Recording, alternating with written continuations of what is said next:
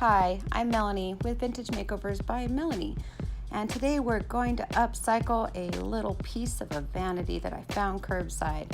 Don't forget to hit that subscribe button, the thumbs up if you like what you see, and tell me what kind of videos you want. Hi, I'm Melanie with Vintage Makeovers by Melanie. I found this on the side of the road. It was a full vanity, but it was missing the legs on the other side.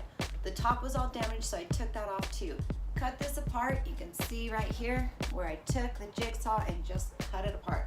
So what we're going to do is we're going to make this into a functional piece that someone will love in their home. So the first thing that we need to do is fill in all these holes where we cut it apart. So it has some damage to it for sure. So I'm going to use, today we're going to use Durham's. This is rock hard wood putty. Add your water just a little bit at a time because you'll definitely get too much and have to keep adding more powder.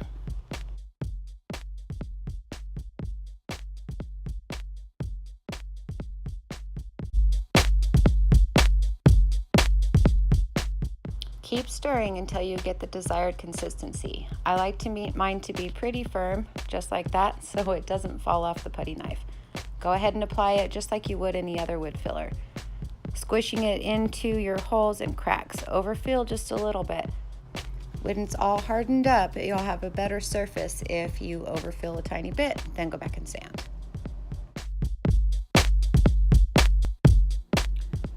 All right, so while we're waiting for this to dry, we're gonna start working on our shelves. So we're gonna have a shelf here and a shelf here. What I have is some cedar lip in here where the old drawer used to slide in. So we're gonna go ahead and measure inside here. My measurement came out to exactly 9 inches. So I went ahead and drew a line on each board and then took it over to the miter saw or chop saw, whatever you want to call that bad boy, and cut them up. Boards cut, you can see that they fit right in here, nice, good. So we're gonna go ahead and just start putting them in. I'm gonna have this board that I used for a different project, so I'm gonna go ahead and cut it so that it fits like on here. I left a 3/4 inch space on either side so that this has a little bit of an overhang. I'm gonna go ahead and start sanding and stain these. I got out the electric sander and used 220 grit sandpaper to smooth those boards down.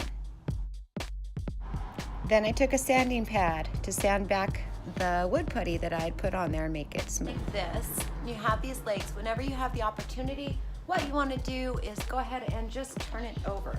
So legs are always easier to paint upside down, and then you can flick it.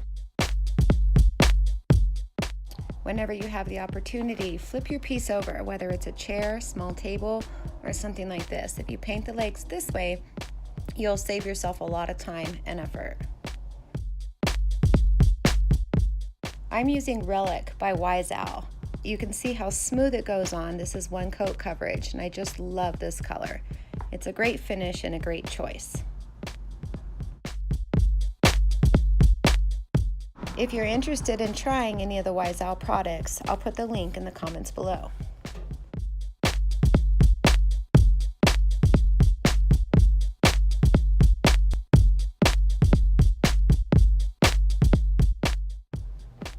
DIY Paint by Debbie's Design Diaries is a clay-based chalk paint. Mixed with a little bit of water to thin it out, you can use it as a stain. It's a great alternative to traditional stains. There's no smells, no VOCs. Great to use, especially in the winter when you can't go outside. So give it a try sometime. Guaranteed you'll love it. I'm using a color called Weathered Wood. It's going to give me kind of a grayish brownish tone. If you want a more traditional brown, then layered chocolate is your choice. Now that I have that all mixed up, I'm just going to go ahead and paint it on, just like you would any other paint. This is super thin though, so when I'm done painting it on, I'm going to go ahead and get a dry towel and wipe it back off. I'm going to be using Debbie's Design Diaries. This is Big Top. This is going to give everything a nice satin finish.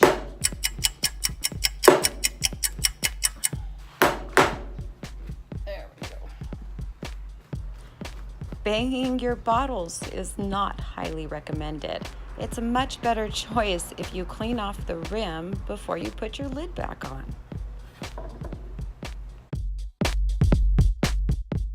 Big Top is an easy product to use. You can see me just brushing it on. On this particular piece, I'm kind of just getting it on there.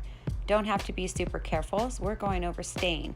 If we were going over a paint finish, I would probably be a little bit more careful about what I'm doing.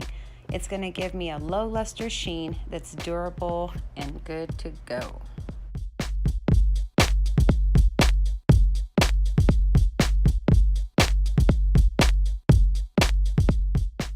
I sealed all the boards that I used with Big Top, as well as the relic that I painted the piece with.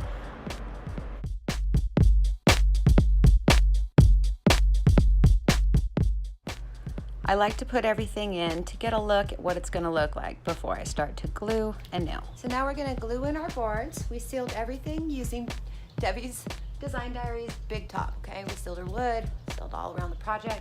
Now it's time to put the wood in. So I'm going to go ahead and use Tip-On glue. And So basically I'm just putting beads of the glue all the way around the piece, putting my wood in there, and then I'm going to use my brad gun to nail it in. Did that on the bottom, then on the middle shelf, and then it was time to put on the top.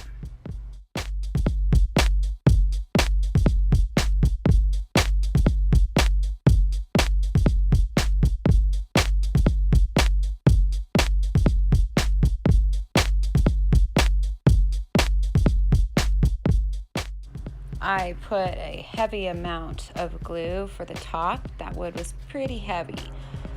Put that on there and I got it situated just right. Then I used 2-inch brads to hold that down. I'm pretty happy with the way this little roadside vine came out. Super cute, it's small, it can be used in lots of areas, but it's tall, which makes it really nice to be great as a bedside table.